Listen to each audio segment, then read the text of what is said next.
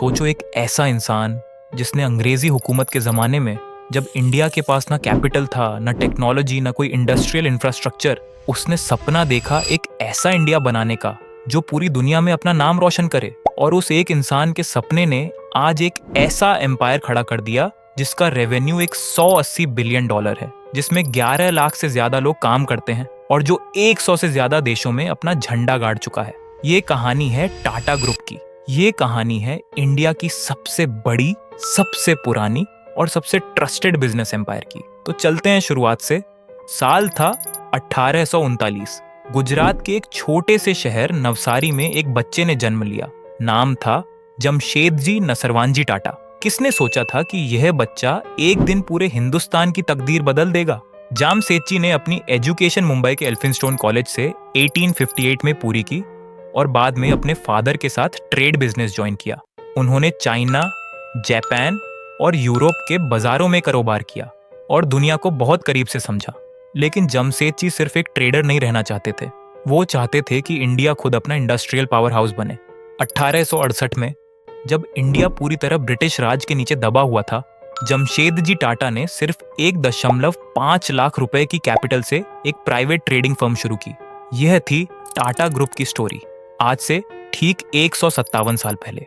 यह वह दिन था जब इंडिया की सबसे बड़ी बिजनेस कहानी का पहला चैप्टर लिखा गया। 1868 में जमशेदजी मैनचेस्टर में मशहूर ब्रिटिश राइटर थॉमस कार्लाइल का एक लेक्चर अटेंड कर रहे थे। कार्लाइल ने कहा, the nation which gains control of iron soon acquires control of gold. ये एक लाइन जमशेदजी के दिल में घर कर गई। उनका सपना बन गया, इंडिया में एक वर्ल्ड क्लास स्टील प्लांट बनाना। 1907 में टाटा स्टील की फाउंडेशन रखी गई, जो इंडिया की पहली प्राइवेट स्टील कंपनी बनी। आज टाटा स्टील दुनिया की टॉप स्टील प्रोड्यूसर्स में से एक है और इसका production millions of tons per year में होता है। 1911 में टाटा ने Indian institute of science Bangalore establish किया, जो आज भी इंडिया का टॉप रिसर्च इंस्टीट्यूट है। और 1903 में टाटा ने Taj Mahal palace hotel Mumbai launch किया, इंडिया का फर्स्ट लग्जरी होटल, जब इंडिया में लग्जरी हॉस्पिटैलिटी ऑलमोस्ट एग्जिस्ट ही नहीं करती थी। ये सब उस टाइम रेवोल्यूशनरी डिसीजंस थे।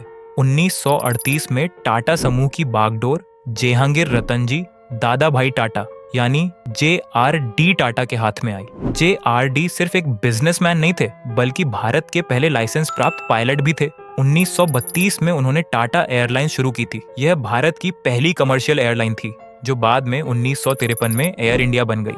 JRD के 50 साल के टेन्योर में टाटा ग्रुप ने केमिकल्स, ऑटोमोबाइल्स, कंज्यूमर प्रोडक्ट्स और IT जैसे फील्ड्स में कदम रखा। उन्होंने टाटा कंसल्टेंसी सर्विसेज यानी TCS की नींव रखी 1968 में। ये इंडिया की IT रेवोल्यूशन की शुरुआत थी।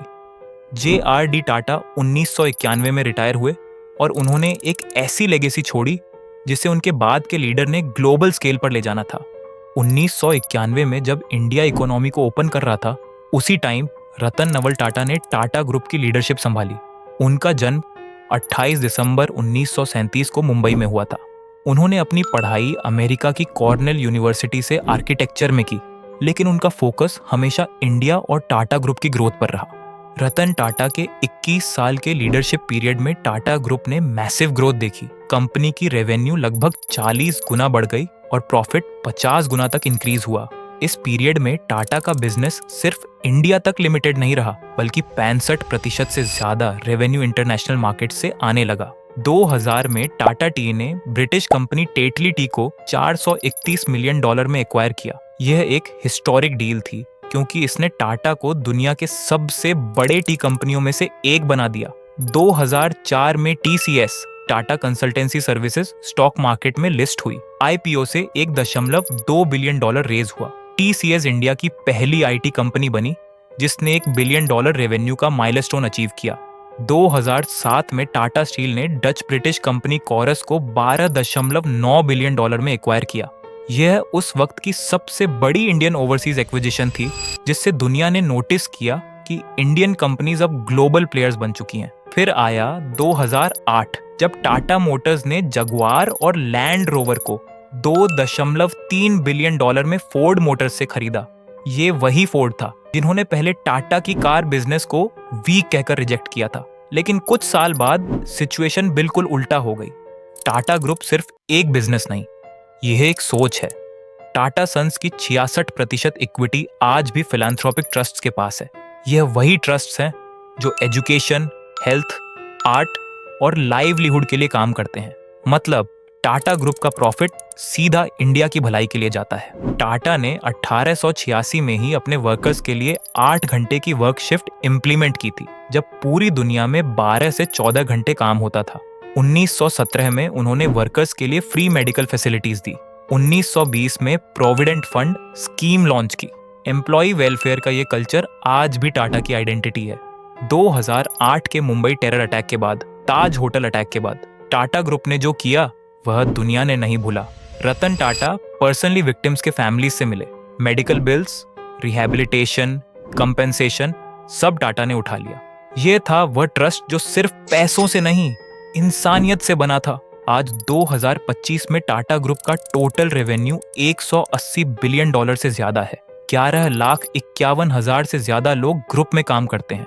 31 पब्लिकली लिस्टेड कंपनीज हैं जिनका कंबाइंड मार्केट कैपिटलाइजेशन 31.6 ट्रिलियन रुपए यानी $382 बिलियन ऐसे ही ज्यादा है। Tata cars, Tata salt, Tata tea, TCS, Titan, Tanishq, Voltas, Croma, Big Basket, Air India, ये सब टाटा है। इंडिया की सुबह टाटा की चाय से शुरू होती है और रात को टाटा का लॉक लगा के लोग सोते हैं।